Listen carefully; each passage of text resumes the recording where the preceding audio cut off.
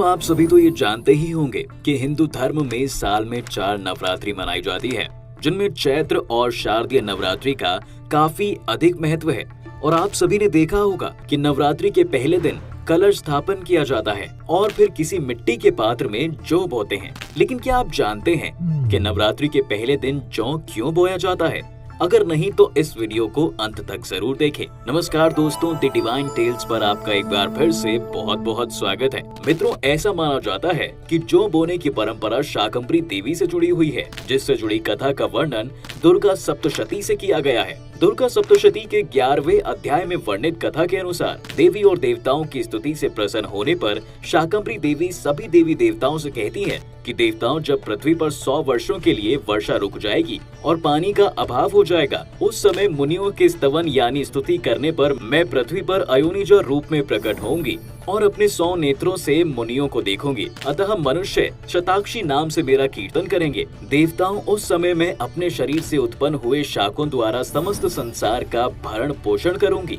और जब तक वर्षा नहीं होगी तब तक वे शाक ही सबके प्राणों की रक्षा करेंगे। ऐसा करने के कारण पृथ्वी पर शाकंभरी के नाम से मेरी ख्याति होगी। और ऐसा माना जाता है कि देवी के शरीर से उत्पन्न हुए शाक जौ ही थे और इसीलिए हिंदू धर्म में कोई भी शुभ काम जौ के बिना अधूरा माना जाता है। साथ ही ये भी माना जाता है कि सृष्टि में सबसे पहली फसल जौ ही थी और यही वजह है कि जौ को हिंदू धर्म ग्रंथों में पूर्ण फसल की मान्यता दी गई है। हिंदू धर्म ग्रंथों में वर्णित कथा के अनुसार एक बार देव गुरु बृहस्पति ने ब्रह्मा जी से सवाल किया कि हे ब्रह्मा, नवरात्रि क्यों मनाई जाती है? तब ब्रह्मा जी ने कहा, बृहस्पति, तुम्हारे इस प्रश्न का हल इस कथा में छुपा है। बहुत साल पहले मनोहर नगर में एक अनाथ ब्राह्मण रहा करता था, जिसका नाम पिठत था।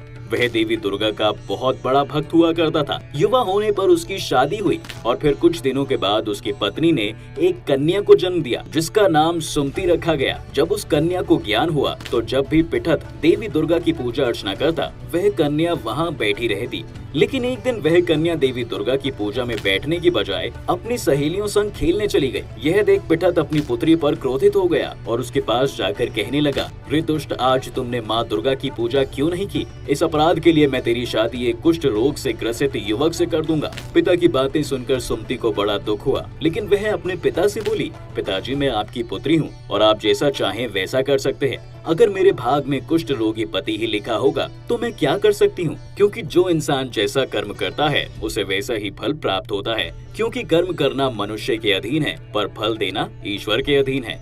अपनी पुत्री सुमति के मुख से ऐसी बातें सुनकर पिठत का क्रोध और बढ़ गया और इसी क्रोध में आकर उसने कुछ दिनों बाद अपनी कन्या का विवाह एक कुष्ठ रोगी से कर दिया। विवाह के बाद जब सुमति अपने ससुराल को जाने लगी तो पिठत ने कहा कि बेटा, अपने कर्मों का फल भोगो, देखें भाग्य के भरोसे रहकर क्या करती हो। पिता की बातें सुनकर सुमति सोचने लगी, क्या सच में मेरा भाग्य इतना खराब है जो मुझे कुष्ठ रोगी से ग्रस्त पति मिला? फिर वह अपने पति के साथ वन में चली गई और फिर अगले दिन देवी दुर्गा सुमति के सामने प्रकट हुई और बोली, हे पुत्री, मैं तुमसे प्रसन्न हूँ और तुम जो चाहो वह वरदान मांग सकती हो। तब सुमति बोली कि हे देवी, आप कौन हैं? मैंने आपको आज से पहले कभी नहीं देखा।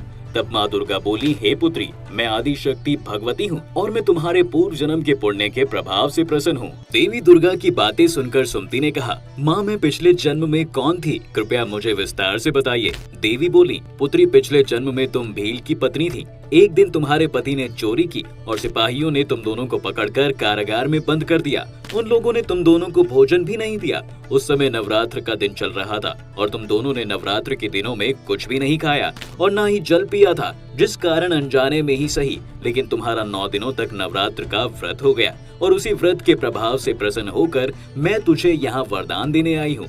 तब सुमति बोली, हे माँ, अगर आप मुझे कोई वरदान देना चाहती हैं तो मेरे पति को कोढ़ से मुक्त कर दीजिए। तब माँ दुर्गा ने कहा, पुत्री, नवरात्रि के एक दिन का पुण्य तुम अर्पण करो, तुम्हारा पति निरोग हो जाएगा।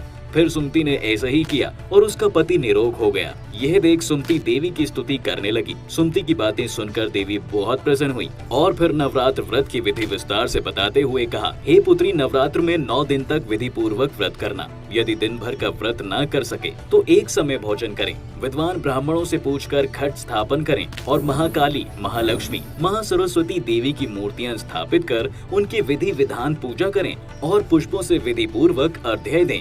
इन 9 दिनों में जो कुछ दान कर सकती हो वो जरूर करना। नवरात्र व्रत करने से अश्वमेध यज्ञ का फल मिलता है। इसके बाद देवी अंतर ध्यान हो गई। तो मित्रों, आपको नवरात्र से जुड़ी ये कथा कैसी लगी नीचे कमेंट करके अवश्य बताएं। आज की वीडियो में बस इतना ही।